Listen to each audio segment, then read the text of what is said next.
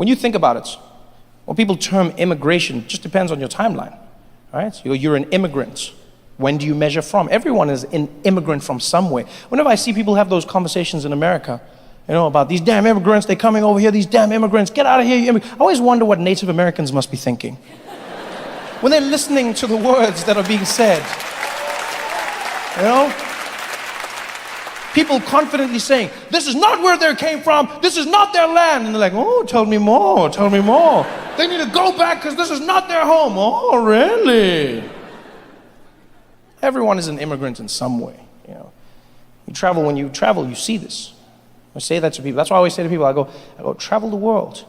If there's one thing you will never waste your money on, it's traveling. Travel the world. See another place. Discover a different point of view. Traveling is the antidote to ignorance. And that's so true.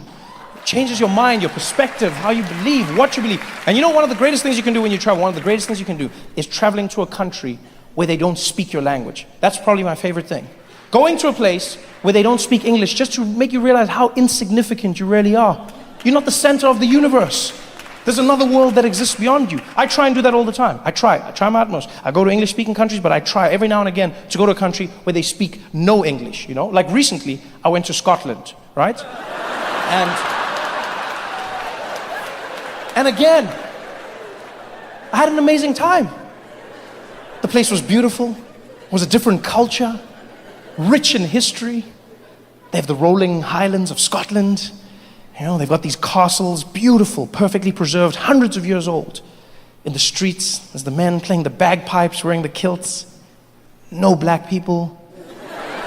But not in a bad way, not in a bad way. Just in a matter-of-fact way, Like when I say that there's no black people in Scotland, I just mean there's no black people. But not like there's a good way and there's a bad. Like the good way is when you get there and you're like, there's no black people. But then there's some places you go and you're like, there's no black people.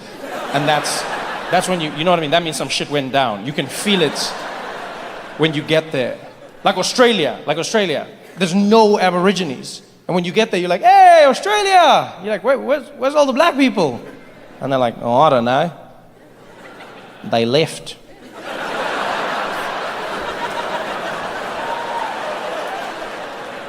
You can feel something went wrong. But Scotland doesn't have that, Scotland doesn't have black people because further north there were no black people. There's not many black things further north. The further north you go, the whiter things become. It's the people, the Christmas, the bears, everything changes. I'm sure if you went to a Scottish person and said, excuse me, sir, are you racist? He'd be like, I don't know. I never tried. I had so much fun in Scotland. I remember I was in Glasgow for a week. I was driving around in the back of a car, and every single day, I would try and spot black people. It was like a little game that I played by myself. Every day, I would just be there like, black person, black person, black person, black person, black person, ha! No, statue. Black person, black person, black person, black person, black person, black person, ha! No reflection. Black person, black person, black person, black person. No black people anywhere. None. And that's why I say traveling is important. Because I'd never been to a place where there were no black people before. It actually made me realize that there'd been an issue that I'd been grappling with for so long. And now finally I had another answer. And that issue was that of James Bond. I'm a big fan of 007, License to Kill. Loved it my whole life. Started with Pierce Brosnan, then went back and watched Connerys and Lazenbys and everyone, all the way through to Daniel Craig. And I love James Bond. And when I found out that Daniel Craig no longer wanted to be James Bond, I was heartbroken.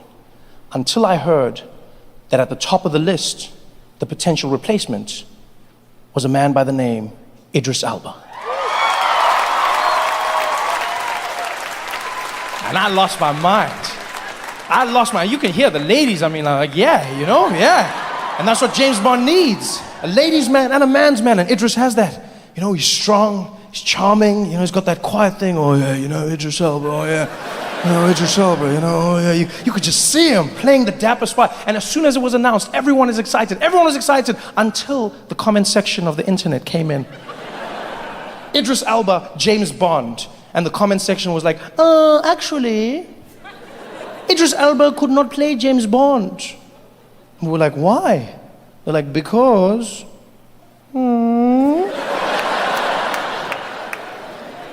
Because of the shape of his head? What do you say? What do you say? No, because what? Because he's black! James Bond cannot be played by a black man! And as soon as they said that, the internet exploded. Racism! And immediately that happened. I jumped in. I don't even know what it's about half of the time. I just jump in. You just hear racism and I rip my side. I'm just like, racism, racism! Ah, you guys will explain it later. Racism! And I was in there and I was like, what the hell's going on? And they were like, James Bond could not be played by Idris Elba because Idris Elba is a black man and James Bond is white. I was like, well, actually, James Bond is a fictional character and so we can be played by anyone because it is fiction. And they were like, well, when you think about it, James Bond was based on a real man who was white and so he should be played by a real white man. And I was like, well, that just doesn't make sense because if you think about it, Jesus was technically a black man, but he gets played by a white man. So I don't know what your point is, because that's never stopped me from receiving my blessings. I don't know what you're going on about. And they were like, you can't have it. I was like, racism, you can't have it, racism, you can't have it, racism! And then I went to Scotland. I realized that maybe, just maybe, I hadn't given the argument enough thought. Because I love Idris Elba. I want him to play Bond. But if you think about it, James Bond often operates in places like Scotland and the UK and Europe. Because that's where most supervillains choose to reside. I'm assuming it's for tax purposes.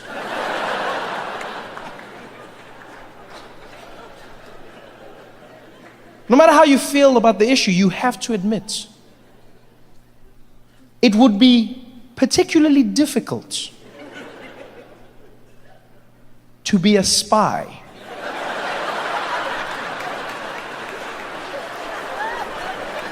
when you are the only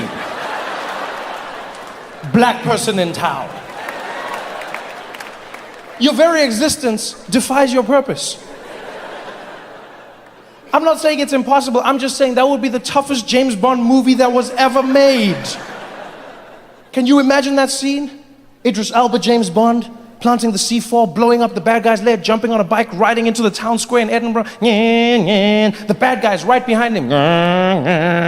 They pull out their guns and start shooting. The chase is on. Get it, get it, get it, pew! Ding-a-ling-ging, ding-ding-ding, ding-a-ling-ging, ding-ding-ding, ding-a-ling-ging, ding-ding-ding, ding-a-ling-ging, ding-ding-ding, ding-a-ling-ging.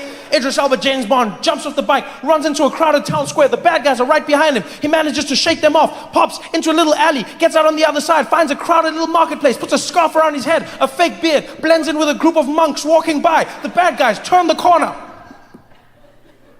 There it is!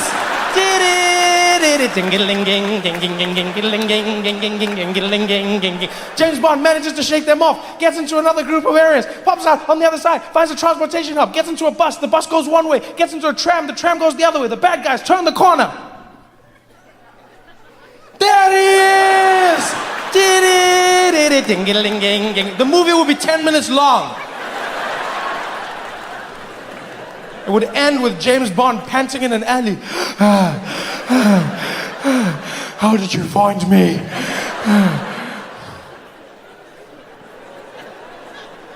We would lose so many epic scenes. Like that moment where James reveals his name. You know that scene in the casino we always wait for? Him dressed in the tux, playing a high-stakes game of baccarat. See Idris Elba walking over to the bartender now to place that iconic order. Bartender, I'll take my martini shaken, not stirred. The name's James Bond? I know.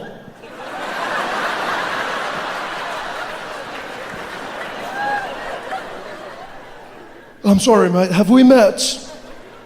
No. I just heard there was a spy in town.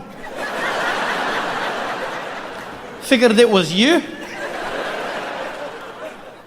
What gave me away? Is it the way I dress? Oh, there's just something about you. Something like what? You know.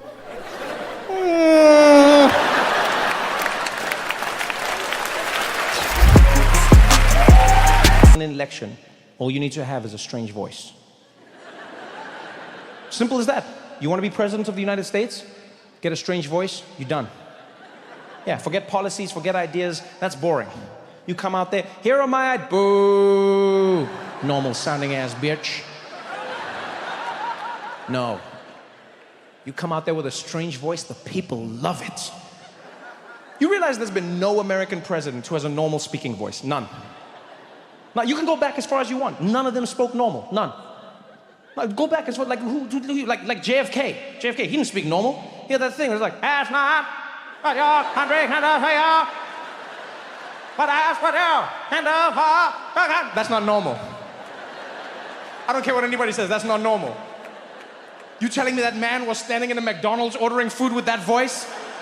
Because they're like, could I please get a #1 medium with fries? And I'll also have a McFlurry, please. What do you mean the ice cream machine is broken? That's not normal.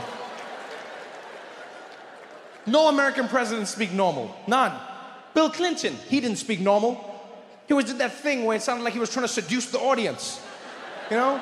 They're like, I do not have sexual relations with that woman. What are you doing? No American president spoke normal, none of them. George Bush, he didn't speak normal. He always did that weird chuckly thing. He'd be like, we're gonna find the people that did this, and then we're gonna bomb a totally different country. Fool me once. That's not normal. No American president spoke normal, none. Barack Obama, he didn't speak normal. He always did that thing where it sounded like his voice was buffering. As Americans, we gotta try to get a faster internet.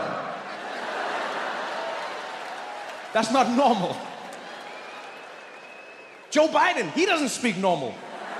Are you kidding me? He just like fades into mumbles every time he gives a speech. It's not normal. He'll be up there and be like, that's why the most important thing to understand is my no dreams of the finest Negroes. Come on, man. Come on. Hey, I mean it. Come on.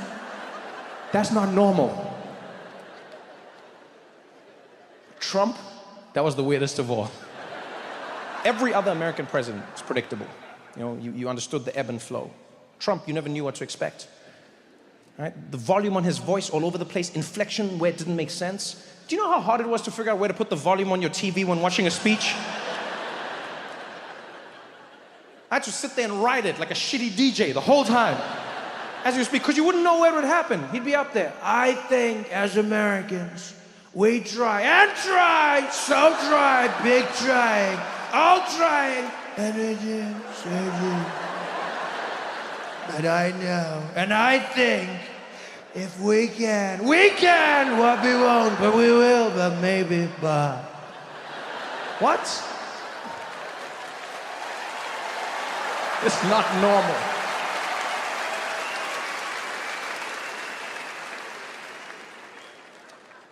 That's why I laugh whenever I come to Canada and watch your news. Every time I come to Canada, I turn on the news and they'll be like, there's a Canadian scandal happening. Justin Trudeau in another scandal. He has the most adorable scandals. You kidding me? Compared to American presidents, what? And they're like, he's scandalous. Has he been convicted of anything? Then shut the hell up. And be like, he's scandalous. He's got the terrible, he slept at a rich man's house. Oh, that's adorable. My favorite scandal of Justin Trudeau's by far is the one where he went on a trip to India and then became Indian.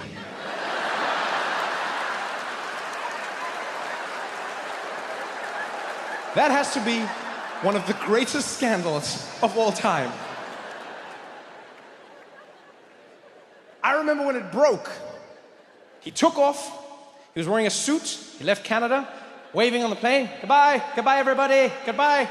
Got on, flew to India, landed, doors opened, and he came out, and he was already half Indian. He had the jacket on. But what was crazy was that as the trip progressed, he became more and more Indian each day. Clearly no one was telling him what was happening on the news in Canada because Canadians were losing it. They're like, this is disrespectful. How can you do this, eh? And he was out there and he was just becoming more and more Indian. It started with the top and then he went down to the pants. He had the full outfit and then he had the headdress. My favorite was when he walked into a meeting with Indian dignitaries and they were all wearing suits.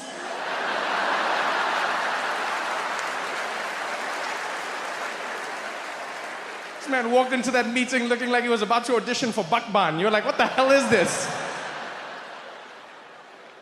He was getting so Indian that I was hoping a moment would come where he'd be like in the middle of a speech, and I was just hoping suddenly he'd be like, can I just say how proud I am of the work we've done together as Canadians and as Indians?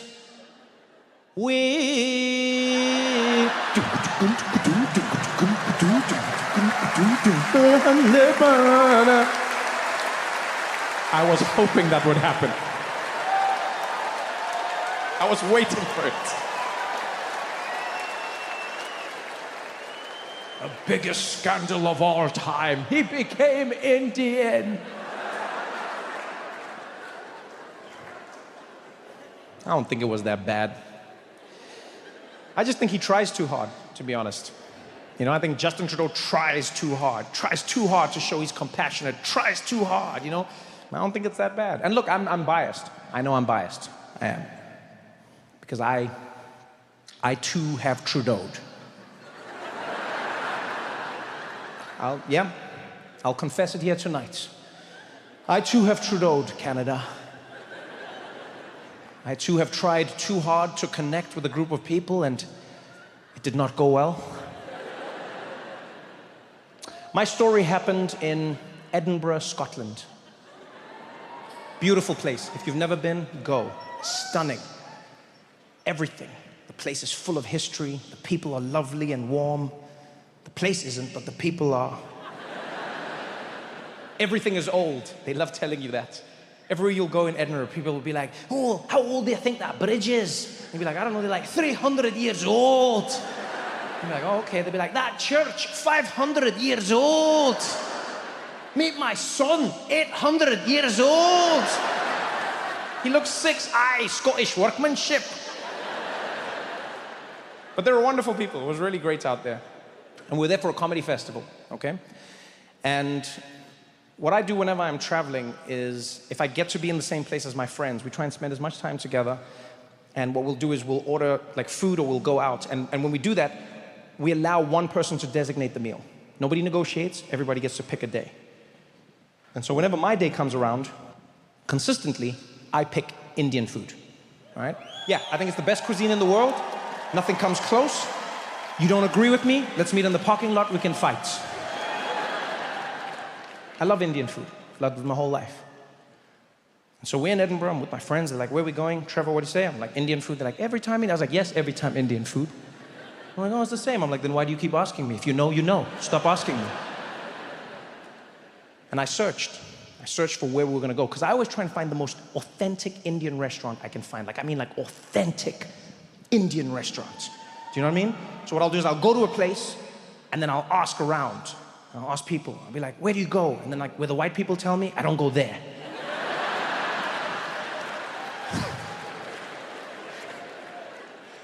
So I found this authentic spots, and I was so happy. Now, the reason it had to be so authentic, just so you understand a little bit of me.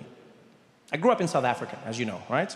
Now, what a lot of people may not know is that South Africa has one of the largest Indian populations outside of India.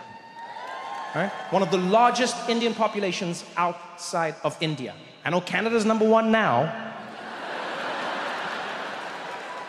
But when I was growing up, we had the single largest population of Indians outside of India. Yeah. So if India blew up, we were India. It was that close.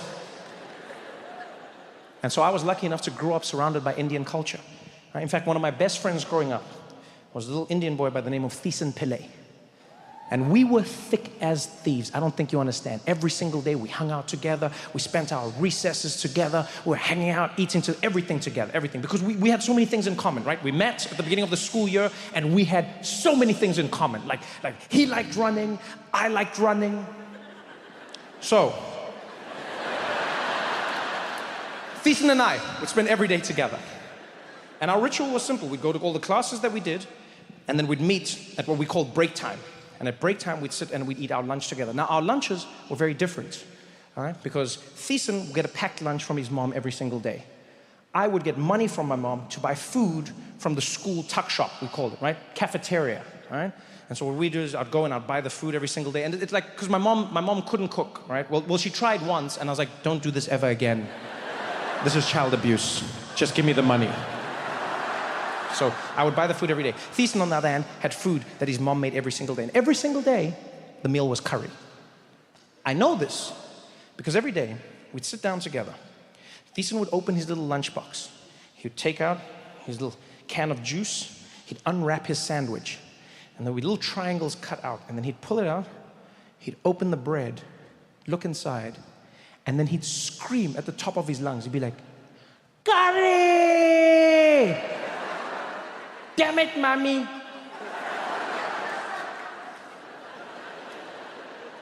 Every day. Every day. We'd sit down, I'd have my food, he'd have his, he'd take the juice out of the box, he'd unwrap the sandwich, he'd look in between, he'd be like, "Curry! Damn it, mommy." Every single day, without fail, every day. Mutton curry, lamb curry, potato curry, every curry you can imagine, but it was curry every single day. Curry! It was my favorite part of the day. Some days I wouldn't even open my lunch for fear of missing the moment. I would just sit there next to him waiting, and he'd open it up and he'd be like, "Curry!" And I'd mouth it next to him, "Damn it, mommy." Every day, for months and months and months and months this happened. And then finally,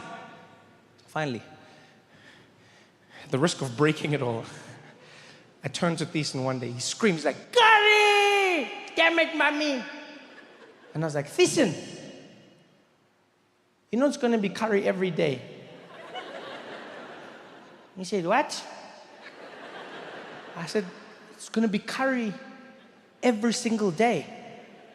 Every day you open the bread, and then every day you're shocked and you're like, 'Curry! Damn it, mommy.' But it's always going to be curry." And he said, "I know, Trevor, I know. I'm not shocked, I'm just disappointed." Right, because every single day, right, I come to school and then every day I'm like, I'm gonna eat lunch, and then every day I open a box and I know what it's gonna be, because last night we had the curry. Then what my mom does is she takes last night's curry, then she put it in a sandwich for me, and then that's the curry that I'm gonna have today. Then I know when I go home tonight, I'm gonna eat the curry, then I know that's the curry that's coming the next day. So every single day I'm getting curry, it's curry, and then it's gonna be more curry and more curry. Trevor, I know I'm Indian, but it's too much, man. I just want something different, you know? They say variety is the spice of life, not just curry. I was like, "Oh, but Thiessen, is it bad?" He said, "I don't even know anymore. I lost perspectives. Here, you can have it." And he gave me his curry sandwich.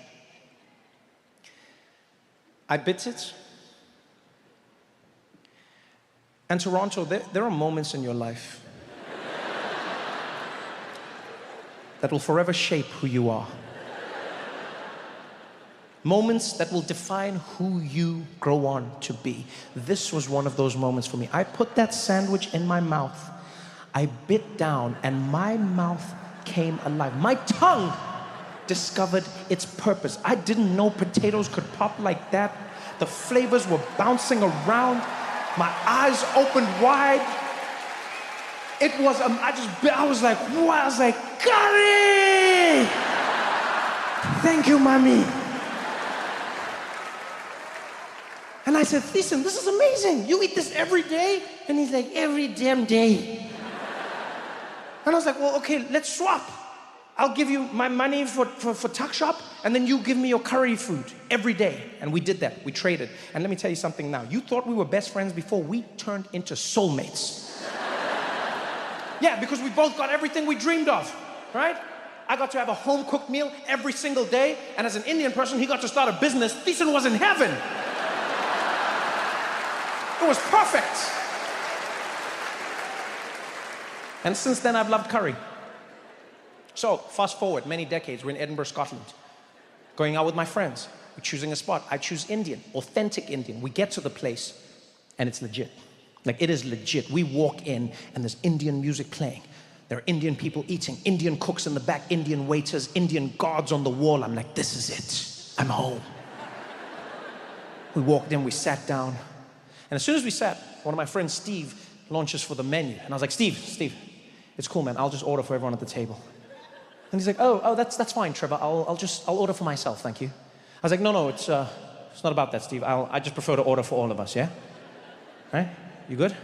He's like, I don't know why that's necessary. I think I'll just order for myself. Is that okay? I was like, it's not. No, it's not okay, Steve. It's not okay, right? Because you're probably going to say some shit that's going to embarrass me in front of my Indian people, right? And so I just need you to back off for a moment. He's like, I'm sorry, what would I say that could embarrass you in front of Indian people? I was like, I don't know, Steve, and I don't want it to happen. Just let me handle this, okay? He's like, let you handle this? Trevor, I'll have you know that I've eaten curry for many, many years. I'm like, Steve, this is not the time. Just let's not argue, okay? Let's not argue. It's not the time to argue. He's like, what do you mean? Why would I embarrass you? Why? I was like, there's no, you don't need to know why. Let's just not do. He's like, no, why? Why? Because I'm white. I was like, you brought it up, not me, all right? I wasn't going to bring up race, but you did, Steve. And now that you brought it up, let's talk about it. Every time I take my white friends to an ethnic restaurant, they always say some shit that embarrasses me. Every single time. Every time. Either they don't know how to pronounce the food, or they'll say some random shit. They'll be like, can I get that one, the papadums? What do you call these ones? You know, they'll be like, can I get this one, but not spicy? Kill yourself! Can I get the curry, but not spicy? Kill yourself! How are you gonna ask for curry, but not spicy? That's the whole point of curry. You want curry without the spice. Would you go to a sushi restaurant and ask for them to have the fish slightly boiled? No, I don't want the spice. Your forefathers went around the world killing people for the spice. Now you don't want it? Shut up and eat the spice, Steve. And he's there, he's like, Trevor, okay, I really don't understand where this is coming from, all right? I'm not gonna embarrass you. I understand curry. I was like, Steve, let's just leave it at that. I got you, okay? I got you, all right? I understand this way more than you. He's like, Trevor, I'm sorry. You're not more Indian than me. I was like, I'm sorry, what? He's like, yeah, you are not more Indian than me. I was like, kuch hota hai. What the hell is that? Exactly. Don't tell me I'm not more Indian than you. You shut up. When the waiter comes in, you shut up. He's like, I'm not going to shut. I was like, you shut up. He's like, okay, fine, order then. And the waiter walks over. This beautiful Indian man. He's got his beautiful Indian garb, and he steps up. And I know Steve, I can see him questioning my authority out of the corner of my eye. And that's when I trudeaued. I was just a little too hyped. I wanted to show him that these were my people, and as the waiter got there, I didn't even let him speak. I just jumped up and I was like, good evening. I'm going to be ordering for the entire table, please. Could we please have 3 garlic raw naans? We're going to have 3 rumali rotis. Give us 1 shahi paneer, 1 palak paneer. You know what? We're going to have a Rogan Josh lamb, of course. Could we also please have 1 butter chicken for my Caucasian friends?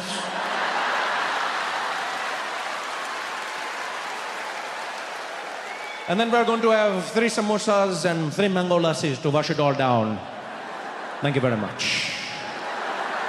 I crushed it. I could feel it. Everyone could feel it. They could feel something.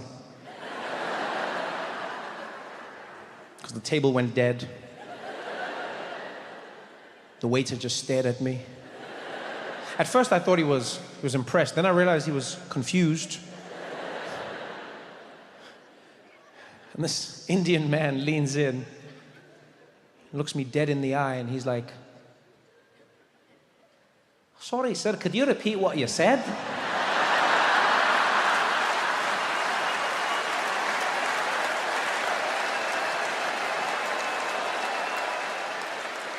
I can't hear what you were saying, right? You got a bit of an accent. And I was like, oh shit! He's Scottish! I mean, I know he's Scottish. I mean, we're in Scotland. He's Scottish, but it's like he's Indian. I didn't expect that, right? Because the whole place is Indian. It's an Indian restaurant. The people eating were Indian. There's Indian gods on the wall. The guy was Indian. His beard was Indian, but his mouth was Shrek. I didn't expect that. And now he didn't understand me because I Trudeau'd too much. I didn't need to try so hard. But then I realized I also couldn't stop. Because that would be racist.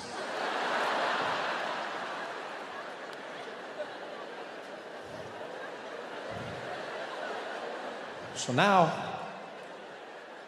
I've got the Scottish Indian man looking at me. Everyone's quiet, and he's like, "If you don't mind, laddie, could you order again a little slower this time, right? I didn't hear what you said." "You want me to place the entire order again?" If you don't mind, I'm ready whenever you are." You know, I think everybody can order for themselves at the table. I don't think it's necessary for me to hold their hands. Everybody can order individually, and we can go from there, okay? We can go from there. And Steve was like, "Oh, I wish I could, but I'm so afraid I might offend someone. I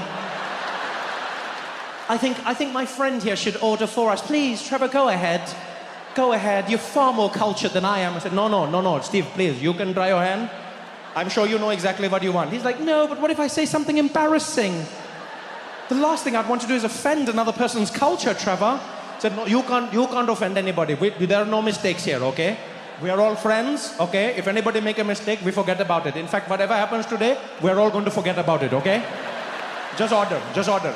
He's like, "No, I wish I could. I really wish I could. But Trevor, please go." I said, No, you just order, Steve. He's like, "Oh, please, Trevor." I was like, "Order, bastard! Just order!" The waiter was like, Hey, there's no need to fight amongst yourselves. Look, clearly your friend's a little uncomfortable. Right, just order for him." Like, "Yes, he's totally uncomfortable." "Okay, could we please have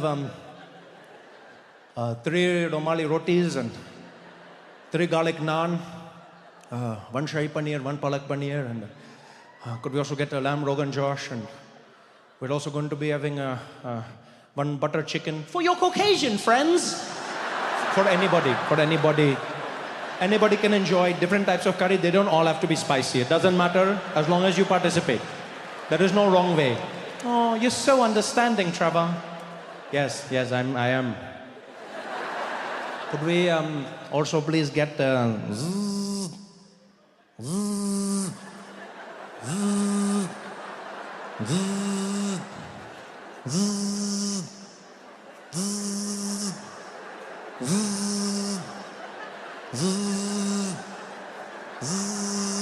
What, you gonna answer that?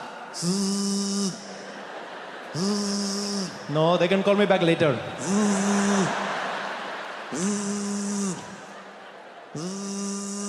He's like, "It's getting awkward. Just answer your phone. I'll wait." Okay.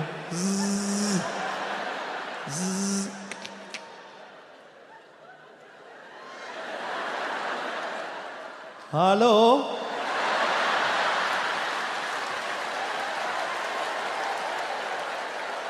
Yes, this is Trevor speaking. How can I help you?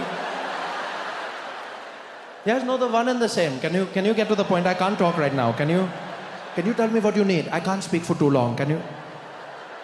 No. There is nothing wrong with my voice. Can you just get? No, everything is fine. No, I have not been kidnapped. No. I have not been kidnapped. Everything is fine. This is not a secret message. Just can you tell me what you need? No, we can talk later then. My voice is like this sometimes. Don't worry about that. Just wait. No, and I think I know my voice. I think I know my voice also. Yeah, well, I've been me my whole life, okay? I've been me my... Okay, fine, we'll talk later. Okay. Love you too, mommy. Bye-bye.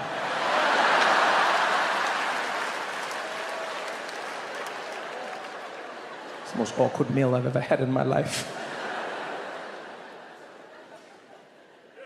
I barely ate a thing. I sat there thinking about my life. We finally get up to leave. Steve is beaming from ear to ear.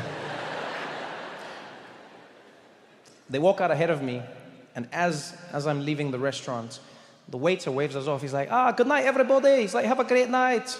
And we wave at him, and he's like, hey, excuse me, before you go, hey, aren't you Trevor Noah? A comedian, right? I was like, yeah, why? He's like, oh no, because I totally got you, Trevor. I totally got you, Trevor. I was like, wait, what? Wait, you're Indian? He's like, of course I'm Indian. Of course I'm Indian. All places Indian. I totally got you, huh? I said, well, I don't understand. He's like, you don't understand. I understand. You walked in. I said, look, Trevor Noah coming. Then you start talking with accent. I go, I also do accent. Then you were doing accent. Then I do accent. Then you were doing accent. You make joke. I make joke. Do you like joke? I was like, no, I don't like your joke. I don't like your joke. I thought I was about to get canceled. Do you see this shit? He's like, it was amazing. You were sweating so hard. Not from the curry, eh? That was so funny, Trevor. I was like, it was not funny. My friends were laughing at me. He's like, I know. He's like, I wasn't scared, man. Why would you do that? He's like, because, Trevor, I take great joy in the pain and suffering of others. It's called Schadenfreude. Yo, Toronto, you guys have been amazing. Thank you so much for coming out. We headed to Paris, France, to do shows. For the first time in my life, I was very excited. Always wanted to perform in Paris, didn't know what it would be, but can I tell you? Paris is everything they tell you it is. It is easily one of the most romantic cities I have ever been to in my life. I fell in love 1,000 times. I was by myself, it didn't matter. Yeah. Every night it was just me and those bed bugs, baby.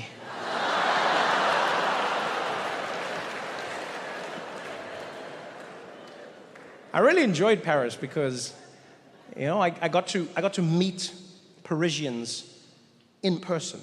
You know, not stereotypes, not things that you're told about them. No, actually meet French people, learn about them from them. And I learned some truly amazing things. For instance, the French have a very different relationship with work than the rest of us, right? In that they don't give a shit about it. Which honestly I found inspiring. Yeah, I feel like a lot of us have become a little too attached to our work, you know? We identify with our work. Have you ever asked somebody just randomly, be like, hey, tell me about yourself? And they'll be like, well, I'm an architect, and tell me about yourself. Well, you know, I own a hair salon, and tell me about yourself. Well, I'm a teacher, and tell me about yourself. And people will tell you about what they do. You know, it's become the thing that people focus on. The French don't do that. No. You'll never meet a French person who does that. You go up to a French person, you'll be like, excuse me, what do you do? Be like, oh, me, I go for walks with my friends, and, you know, I like to, eat good food, and you're like, no, what do you do for a living? It's like, for a living, pardon, okay, for a living, okay, no, I breathe, and, you know, I drink water, and, you know, of course I have to make love, you know, It's just a different way to be, man.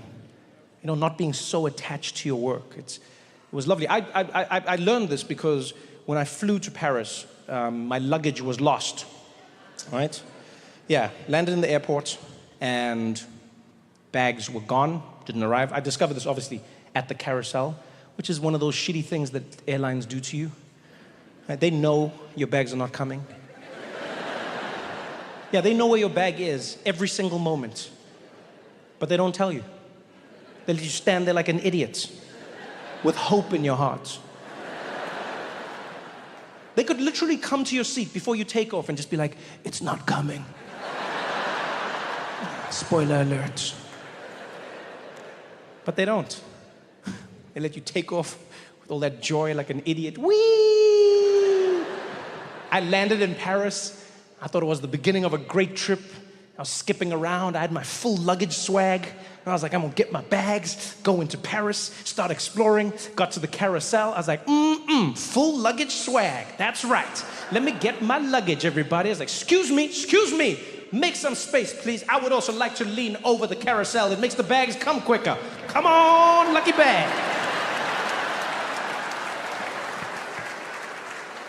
I had full luggage swag. Bags started coming out. I was standing there judging them. Who still uses Samsonite? Where's my bag? Bags going around. And then new bags stopped coming out. I started worrying. And then at some point there were fewer and fewer bags. And I was like, oh, my bag's not coming. And I realized my bag hadn't arrived. It was terrible. I had the same feeling I had as a child when my mom would forget me at school. The exact same feeling. I was just standing at the carousel. I felt like I was that kid, 10 years old again, just like... No, Mr. Wilkinson, it's fine. You can go. My mom's gonna come. Don't worry, you can go home. She's coming. She wouldn't forget me. No, she's probably dead somewhere right now. She's probably in a ditch, lying dead. She forgot me. She'd forget me occasionally. And then I'd have to walk home. It was like an hour walk. And I'd get home. And she'd always have the same reaction when I walked into the house. Because my mom worked from home. And so she'd have like a little computer where she'd be typing away. And I'd walk into the house and I'd close the door. Be like, always the same reaction. She'd be like, no, baby, no. Oh, what time is it? And I'd be like, it's too late.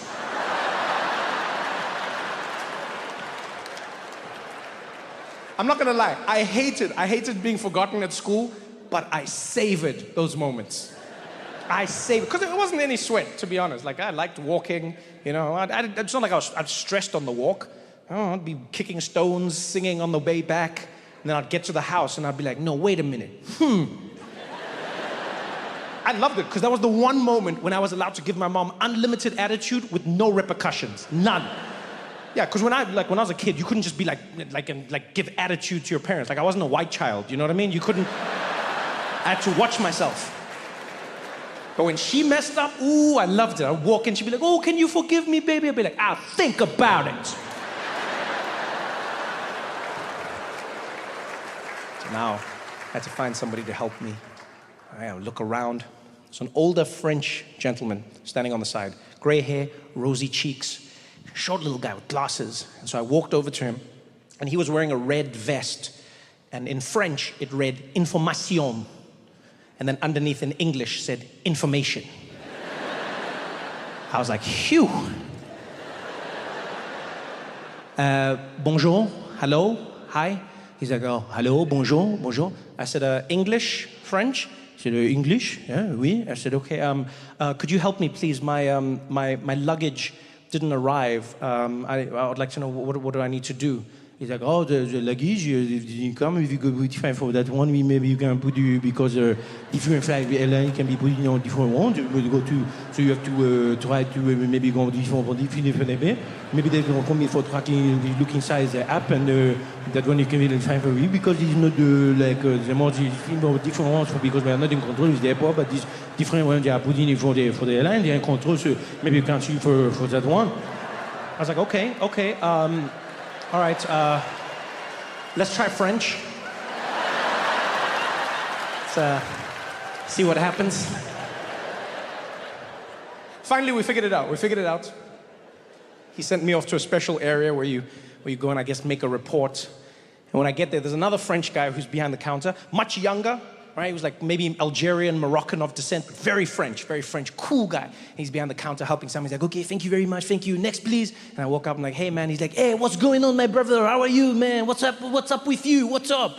I was like, I need your help, please. My luggage, it didn't come. It's lost. He's like, oh, no, dude, your luggage didn't come. Oh, man.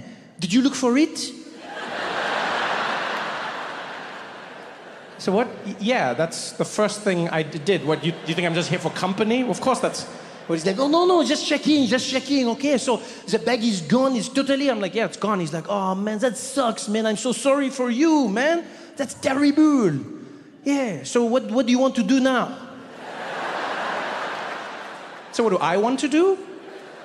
I said, well, I would like you to do something, like can we like make a report or something? He's like, okay, yeah. You want to make some paperwork or something? It's for your insurance so they can pay you for it? I said, no, it's so that you can find it and bring it to me. He's like, oh, no, don't worry, man, don't worry. We are not going to find it. No, man. No, don't worry about that. No, you know, it's Paris, man. When the bags are gone, they're probably gone. Yeah, they don't ever pop up. Sometimes if you are lucky, but if it's not here by now, it's probably gone, you know. It's Fridays, there are some strikes, you know. Just you can leave. Don't even stress yourself. You can go. It's like, don't even stress myself. Yo, this is my luggage. This is like all my clothes. He's like, yeah, but you are in Paris. You need clothes? This is Paris, man. Come on, Paris. Go and buy some clothes. What's wrong with you, man? Chill. He was so confident. He made me feel like I was wrong. Like, I doubted myself. I walked away and I was like, am I wrong? Am I too attached to my luggage? He wasn't lying. Paris does have a great selection of clothing. I had to go and buy clothes because I had nothing for my shows, for anything. And if you ever do go to Paris, take some extra money for the clothes shopping. It's amazing. And try and also pack an extra pair of self-esteem. Yeah, you'll need it when you shop with the French, because they're not your friends. Yeah, I've never been to a country where you are truly on your own when you're shopping. Like, you walk into a store, nobody helps you, nothing. You don't know who works there, you don't know who's doing anything. Literally, it's like undercover employee. You're just walking around. It's like 20 minutes, nobody helped me. And then finally I started picking my own clothes, and then I heard like an annoyed voice behind me. It was like, can I help you? I was like, hi, yes, I need to get a few clothes, please. My luggage was lost. And then Detroit, I got roasted more than I've ever been roasted in my life. Ever. I got roasted. Everything I chose came with a scathing review. I was like, yeah, could I please get this in a medium? He's like, medium? No, you mean large or extra large, no? Yeah, no, this one is the medium for your body. I don't think so, no? I was like, I'm sorry, what? He's like, no, yeah, I think you are large, extra. I can bring that one for you, okay? Medium is too much for the shirt, okay? I'm like, what? Yo, everything. There's a point where, like, there's a jacket I wanted to buy. I was like, yeah, could I get this? He's like, oh, no, this one for your skin tone is not great. No, you have to think about what is complementary for the colors inside the fabric and also inside your face, okay? This one is not the best. I was like, yo, I already own something like this. He said, and you are wearing it? Well, not anymore.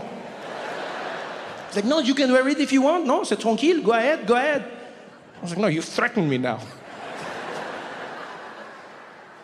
They you know what, it's just different.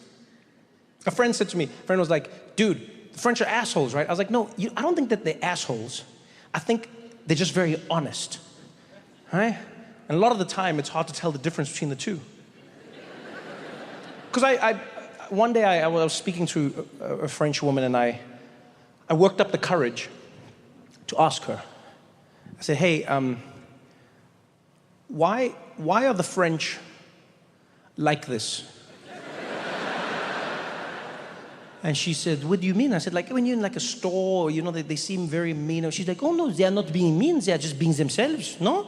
You know, maybe because you are used to coming in a country where people are, you know, they are so afraid that you are not going to tip them, that, you know, they are all on top of you. Can I help you? Can I help you? But in France, we are making sure that everybody is getting like a good salary, a good wage. So we are not, you know, so stressed about that. Huh? You know, in America, it's like, oh, the customer is king. But in France, you know what we do to kings. So, you know, it's not the same here.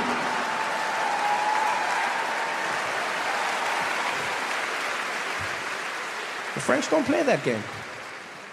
I'm having more fun in my life now than I think I've ever had. I'm enjoying America more now than I've ever enjoyed it. every day. I don't even know. I don't even know what it is. I think you know what? I think it's you enjoy a place differently when it might be ending. You know, it just has like a different feeling to it. It's just like, what does that taste? The final season? Because you never know with America. You really never know. Every day is the best day and possibly the last day. I'm having an amazing time. I truly am. This year was such a blessing because I got to travel around the world doing shows in places I'd never performed before, places I've always wanted to do comedy. I've always wanted to try it out. You know, did shows in Berlin, Germany, for the first time ever. That was really amazing. I won't lie. People freaked me out. People freaked me out before I went there. Like similar to Detroit, you know, when people are like, oh, watch out, Detroit, watch out, Detroit. You know, like people were like that with Germany as well. Like when I was going to Berlin, people were like, dude, Germany? Do they laugh? I'm like, what do you mean? They're human beings. Like, I don't know, man. Do they laugh? People got to me. There was a point when I was heading to Germany where I was like, maybe Germans just sit in the audience like, yeah, that was a comedy show. But they don't. They laugh. They're actually great audiences. I had an amazing time in Berlin. It's a city that sneaks up on you because it's so culturally diverse. You know, it has a burgeoning art scene, you know, fantastic music. The history in Berlin is truly deep and rich. You know, I love traveling and seeing places whenever I'm in certain cities. And in Berlin, I went out with like a tour group. And I had a great time, but I wish someone had warned me how painful a lot of like Berlin's history is, right? Because that was basically the headquarters of the Nazi Party. So like everything ties back to Hitler. I didn't know this. I thought we were going on like a cute little tour. I ask a lot of questions. I'm curious. This brought the mood down. And we're out and about. The tour guide was doing his shtick. He was happy as well. He was like, you know, here behind me you can see this is one of the largest airports that was ever built in the world. Yeah, it is a world famous airport here in Berlin, and it is so large that they filmed the Hollywood movie, The Hunger Games, inside this airport. Yeah? Any questions? And I was like, yeah, wow, how old is this thing? He's like, this is almost 100 years old. I'm like, damn, and like, who built it?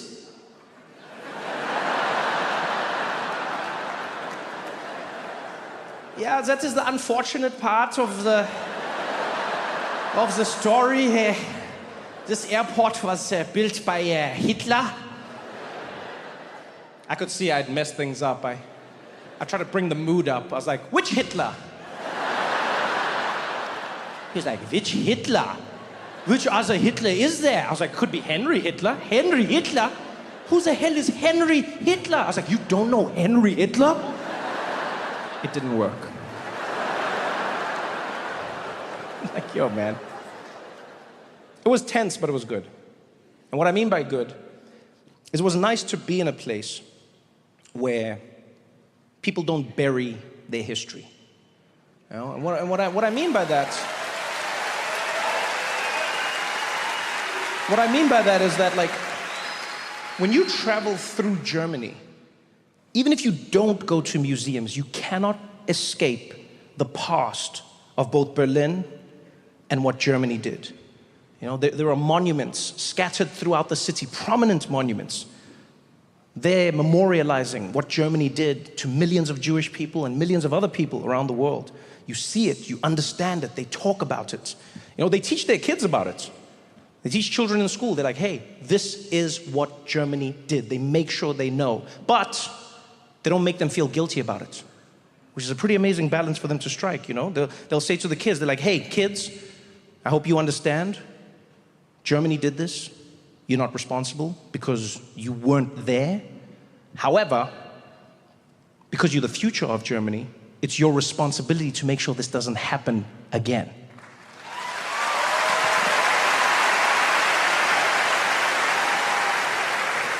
You know what I loved about being in Germany when they were talking about their history is how forthright they are about it. You know, they know it's painful. They know that it's a terrible blight on who they are, but they don't hide from it. Like when I saw them doing this, I was like, man, I wish America did this with history. You know?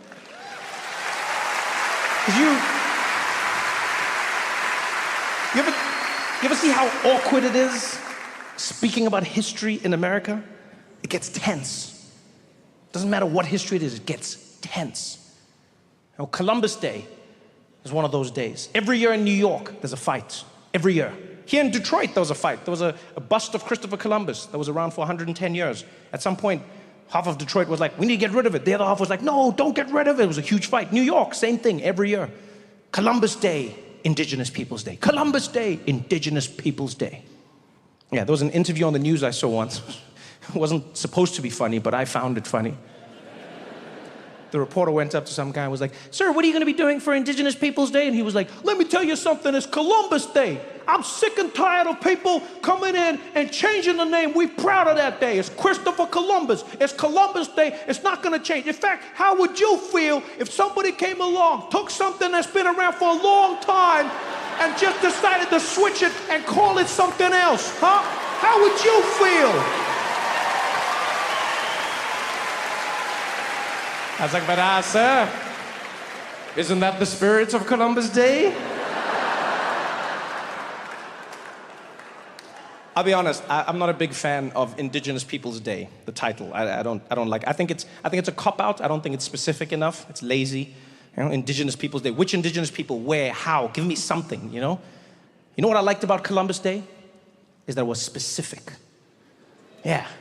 It was a specific, inspiring story of a man by the name Christopher Columbus, who believed against all odds that he could sail the wrong way around the world and get to India from the other side. Nobody believed in him. Yeah. He was like, I'm gonna do this. They were like, you can't do it, Chris. And he was like, I'm gonna do it. They're like, you can't do it, Chris. He's like, I'm gonna do it. They're like, you can't do it, Chris. And he raised money. He fought for years. He finally got the ships, and he sailed the wrong way around the world, and he didn't do it.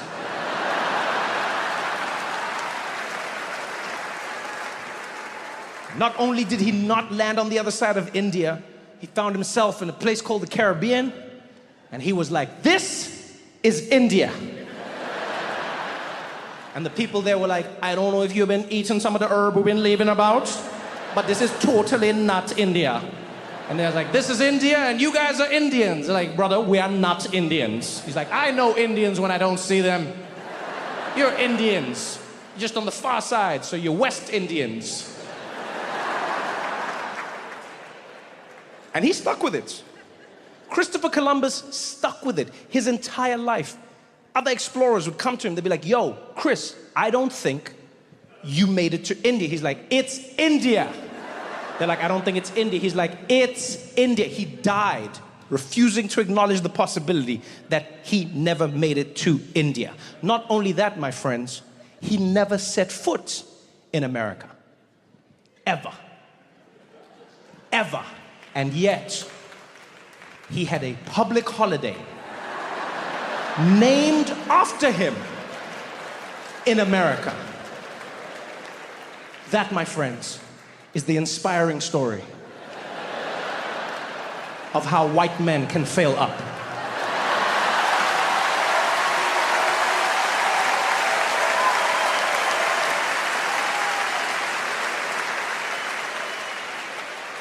You know how much confidence you have to pull that off?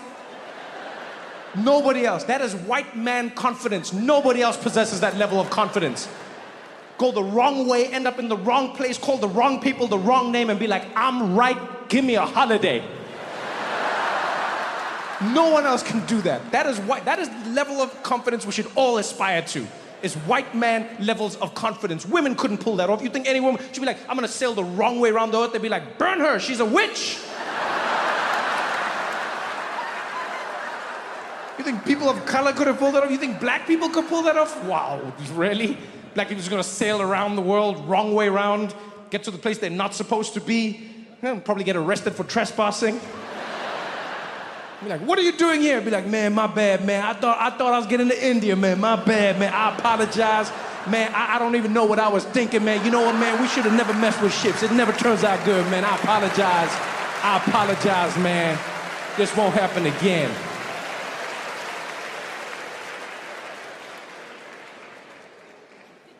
Why would you want to bury your history? So much joy, there's so much to learn. You know? It feels like America's moving in that direction. You know, it wants less and less of its history, wants less and less context. You look what's happening with textbooks. Places like Florida, they want to ban textbooks or cut out the parts of the textbooks that have slavery in the books.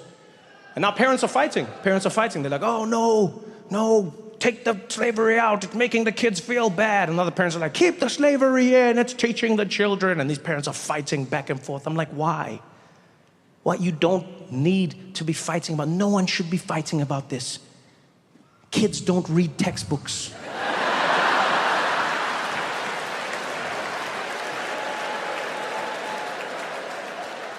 They watch TikTok. If you want to get to the kids, that's where you gotta be. There was slavery. Ships came. Yeah, they...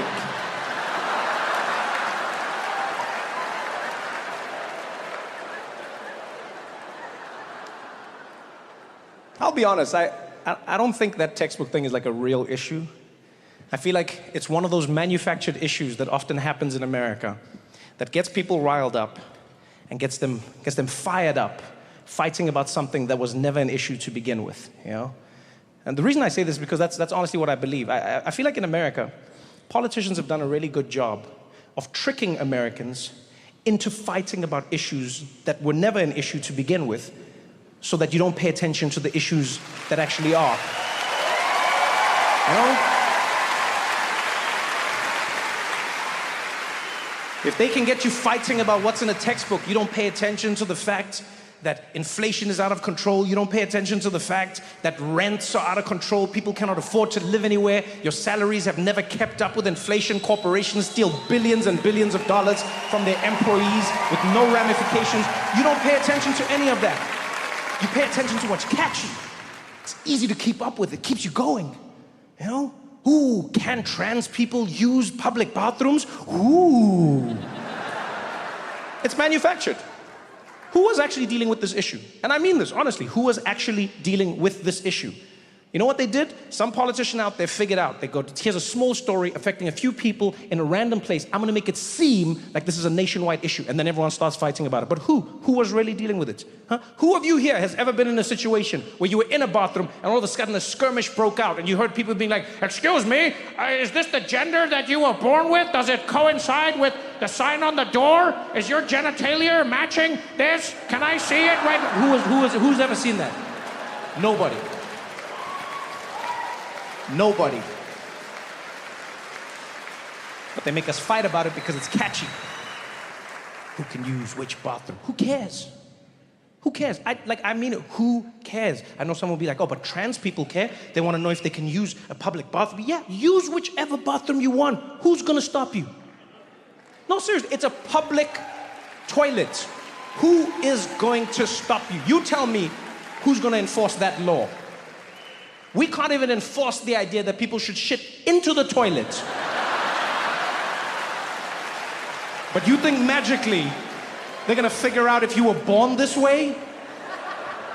Use whichever one you want. Why are we wasting our time? Other people are like, oh, we're gonna fight because you gotta know who's using. Let me tell you something. If you are spending enough time to know the genitalia of the other people in a public bathroom, you're the creep. I'm worried about you. There is a simple rule to every public toilet around the world, and that rule is you get in, you pay no attention to anyone else, you hold your breath, and you get out. You're standing around staring at other people. Like every man in this room knows, when we use the toilet, what do? We get in. Public toilet, you stare dead ahead. You pee, you do your thing. You do not look to either side. If you're fidgety, you look up, you look down. You do not look at anyone else. The guy next to you could start choking. You don't turn your head, you don't shake, you don't move. You hear him like, you be like, hey man, hey, you all right? Yo, hey man, you okay? Yo, you want me to call? Hey, man, are you okay? Yo, you want me to call? Don't look at me!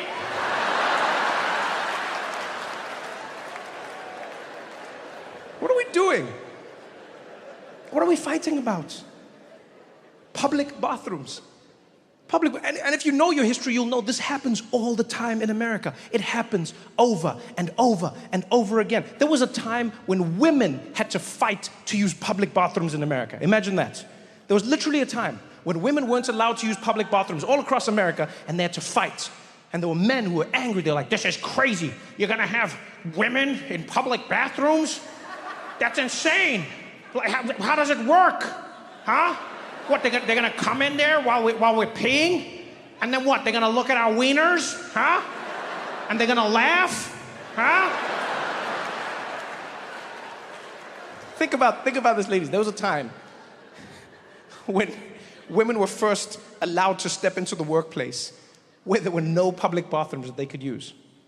So ladies, if you were out and about back then, you needed to pee, you needed to poo, you had to go home. Yeah, and I say poo theoretically, I don't know if you actually do.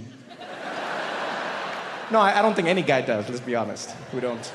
Like, we assume this on a biological level, but I don't know for certain that any woman actually... In fact, any man in here, think of any woman in your life. Do you know the last time she pooed? I don't think you know. I don't think you know. There is no forensic evidence to back up that claim. There is no smell, there is no stain, there is no nothing. And ladies, I don't know who's doing your bathroom PR, but they're doing a stellar job. Stellar job.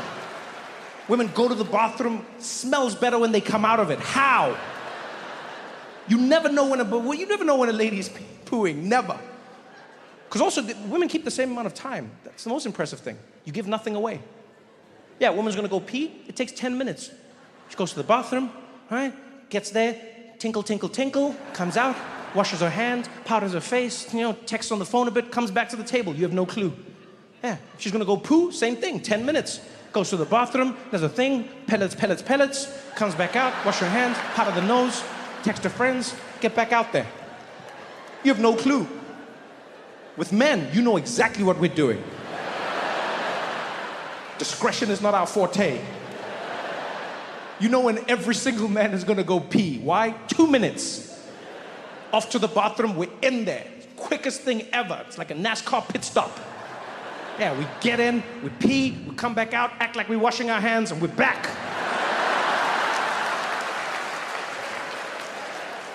How do you know when we're gonna take a dump? Because it's obvious. We go to the bathroom, never come back.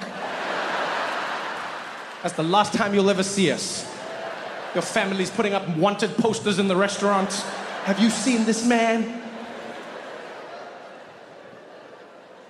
Imagine, people were fighting about bathrooms. This every time in America, every time. There was a time when black people had to fight to use public bathrooms. Huh?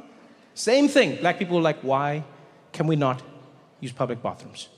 And again, people were angry. This is crazy. You're gonna have black people in the public bathroom? How does that even work, huh? So what, they're gonna be standing there while I'm peeing, huh? And they're gonna be looking at my wiener, huh? And they're gonna laugh, huh?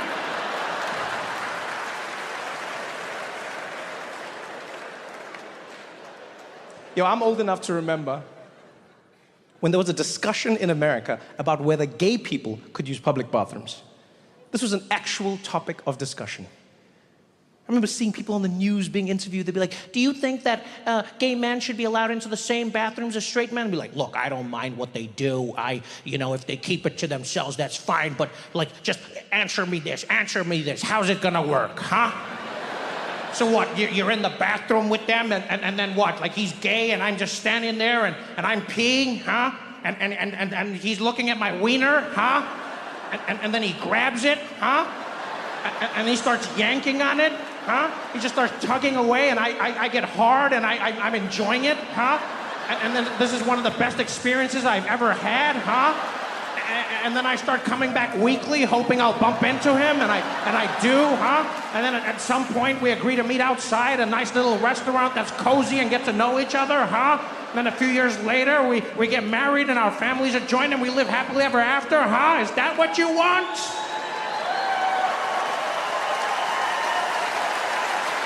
Why? public bathrooms. That's why you shouldn't bury your history. Yeah, because if you know it's happened, you know what to predict. You understand why it happened in the first place. Germany does that in a truly astounding way. Look, it's not perfect. It'll never be perfect. But Germany is one of the only countries in the world that has actively paid reparations for what they did. One of the only countries in the world that has actively apologized. And one of the only countries in the world that's set about changing how they see themselves and how the world sees them. After World War II, Germany changed a bunch of laws. They changed the iconography of the country, what you could hang, where you could hang it. They changed their national anthem. Yeah.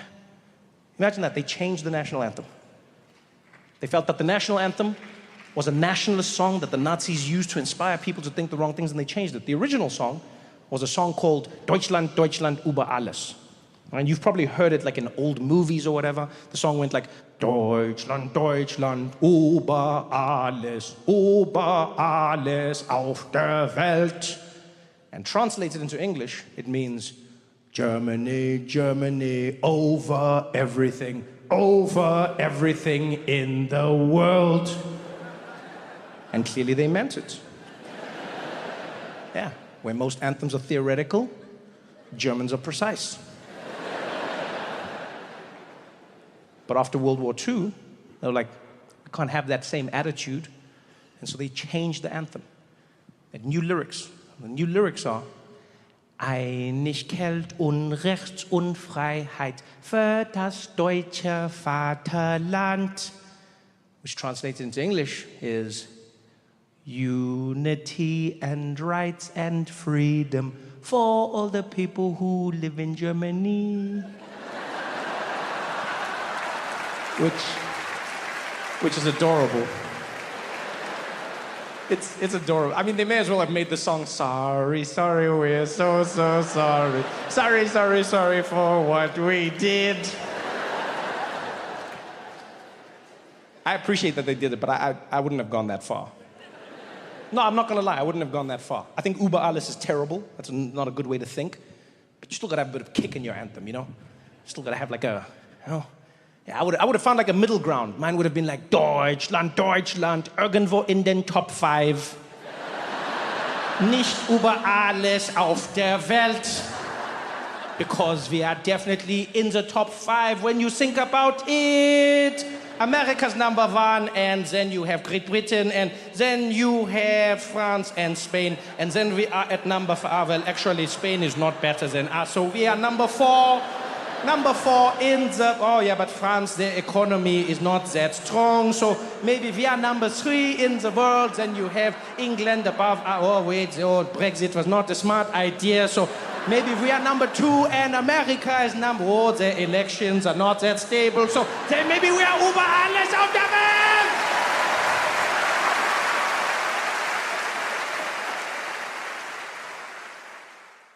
America hates change. Woo! America does not like change. You want to change the things Germany changed, the money, the flags, the anthem. Are you kidding me? Remember when they tried to change the $20 bill? Remember that? Yeah, they said they were going to put Harriet Tubman on the bill. People got so angry, they've postponed it indefinitely. People were furious. They're like, what are you doing? They're like, we're going to put Harriet Tubman. They're like, how dare you? How dare you take an American president off the 20? How dare you take, who's on the 20? How dare you take Andrew Jackson off the $20 bill? People are like, they're not taking him off. They're just putting Harriet Tubman on the front and Andrew Jackson will be on the back. You're putting an American president on the back? On the back? That's disrespectful. It's not really. I mean, if you know your history, you would know Andrew Jackson would love to be on the backside of a black woman. So I don't know why you're so stressed. I feel like everybody wins.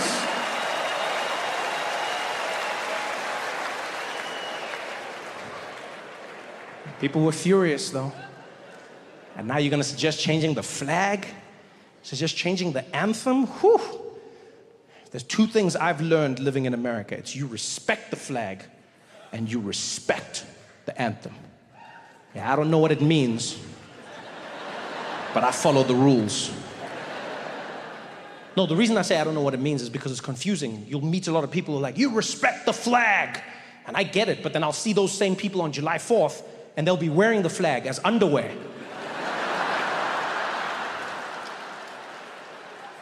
Does that count? Yeah, you looked up and you were like, that flag, these balls.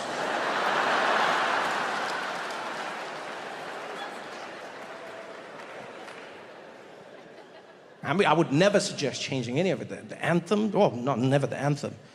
Even though it could, maybe it could do with a little change, you know? It is a very violent anthem. You know, and America struggles with a lot of violence, maybe like a softer anthem, because it is, it's a violent anthem. It's the only anthem I've ever heard that has bombs blowing up in it. Yeah, there are bombs and rockets in your national anthem. It's like a Michael Bay movie in a song. Everything just blowing up in slow motion. And it's almost like you're threatening other countries as well. You know, it's just like, yeah, bombs bursting and the rockets were flaring. Try us. It's like a gangster rap, to be honest. It really is. I feel like the American anthem is like a gangster rap. You know, it has all the same elements. It has the violence, has the threats. You know how much it's similar to a gangster rap? The American anthem is the only anthem where you can put the word bitch at the end of any line, and the song still makes sense. Gave proof through the night that our flag was still there, bitch.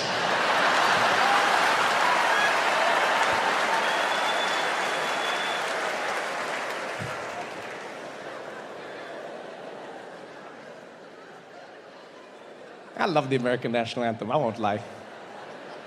It's exciting, and I know all the words. I didn't try and learn the words, but I know the words. It's just one of those songs that you hear so much that you know it, you know? Sort of like, nationwide is on your side, like same thing. I don't want to know that, I don't need to know that. Yeah, I wish I could reclaim the space in my brain, but it's there. America's national anthem is like that, because you hear it so much in America. You know, this is the only country I've ever lived in where you play the national anthem when there is no other country in attendance. Yeah, it would be like basketball games, football games, beer pong games, national anthem. Which I know is normal if you've lived in America all your life. You're like, well, what other way is there, Trevor? Well, I'll tell you, as somebody who comes from the rest of the world, that's not a thing.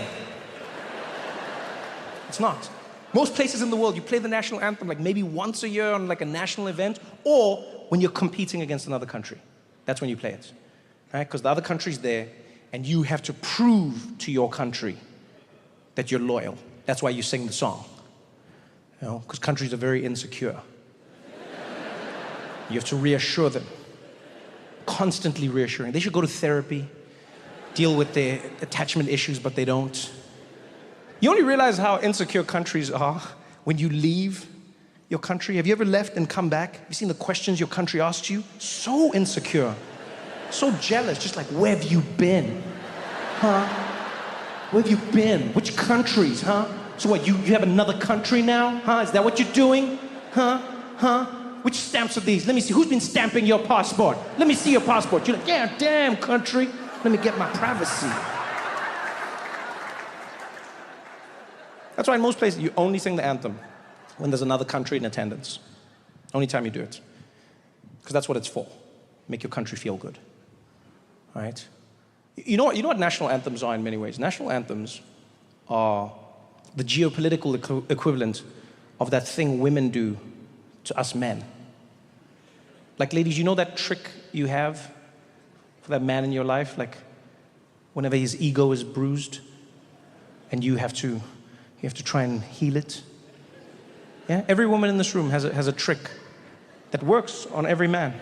Yeah, and right now I know a lot of the women are like, shut up, Trevor, shut up, shut up, shut up, shut up, shut up, shut up, shut up, shut up, shut up, shut up, shut up. It's a beautiful, subtle technique. Yeah.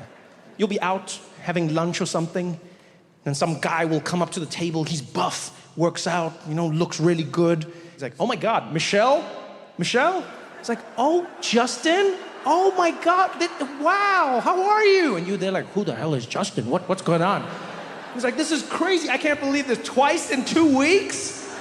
And they're like, twice? When was once? Who is this? I know, oh my God. Oh, how are you? I'm doing good. Man, we gotta catch up sometime. We gotta talk about college. I was thinking about it the other day. We were so crazy in college. You remember that night? You remember that night? And you're like, you went to college? What's going on here? She can feel your ego slowly withering like a raisin in the sun. And she won't look at you. She won't make anything big out of it. She'll continue the conversation. But they'll gently just put their hand on your thigh and then just start rubbing it. She'll carry on. She'll carry on like nothing's happening. I know, those were crazy. I mean, I was a cheerleader. I mean, what are you gonna do, you know? It's just one of those. And then the hand is there going, shh, shh, shh, shh, shh. It's okay, it's okay. It's okay, you're a big man. Big man. Strong man. That's right. There's no other men in the world, just you. Look at you. Wow. What a big man. Yeah. Who? This guy? I don't even know who he is. Oh, yeah, no, with his muscles. Oh, I don't like muscles. No. Oh, I hate muscles. They're disgusting. Look at him. Oh, working out and everything's in shape and bulging. No, it's disgusting. What, 6-packs? No, I don't want a 6-pack. I don't like 6-packs. That's why I like you. Boop.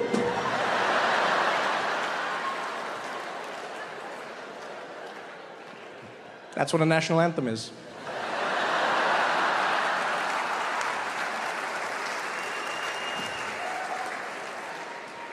You reassuring your country. The American anthem is such an interesting one, you know? Everything that represents America is the anthem. America has the most fun anthem rules in the world. Only country in the world where you're allowed to sing the anthem however you want. However you want. You can't do that anywhere else. Everywhere else in the world, the anthem is the way it is written. It's boring, and that's the point. You can't just change it. In America, you can do whatever you please. I noticed it the first time. First time I really noticed it was at a basketball game.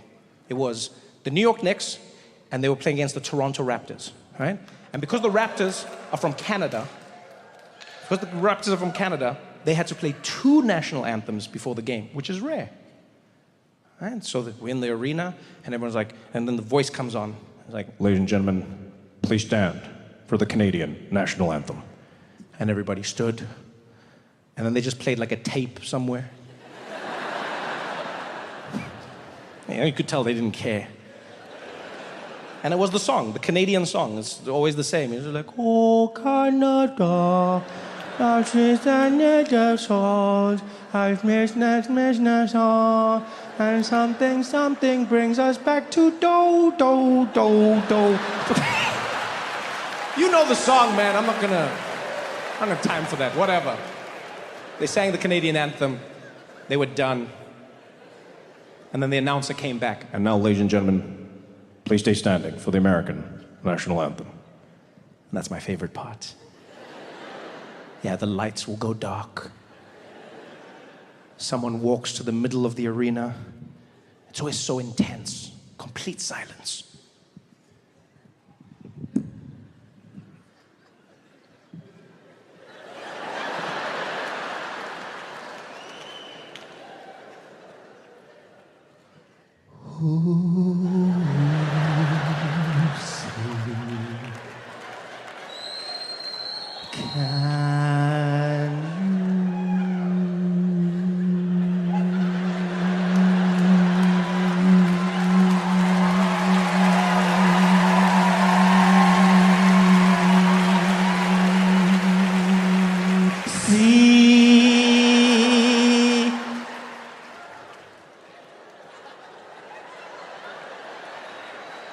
By the dawn, early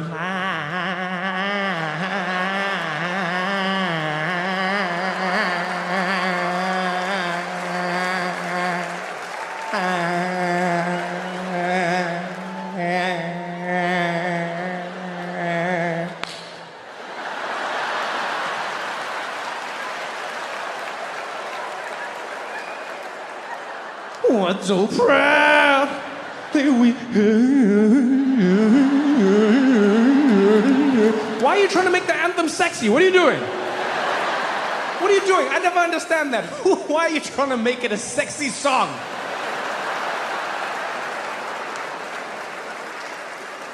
You'll never be in England and see someone like remix. God save the Queen, God save the Queen. I save the Queen with sexy sex. Come on, save the Queen. Let's save the Queen with sexy sex. Come on, save that Queen.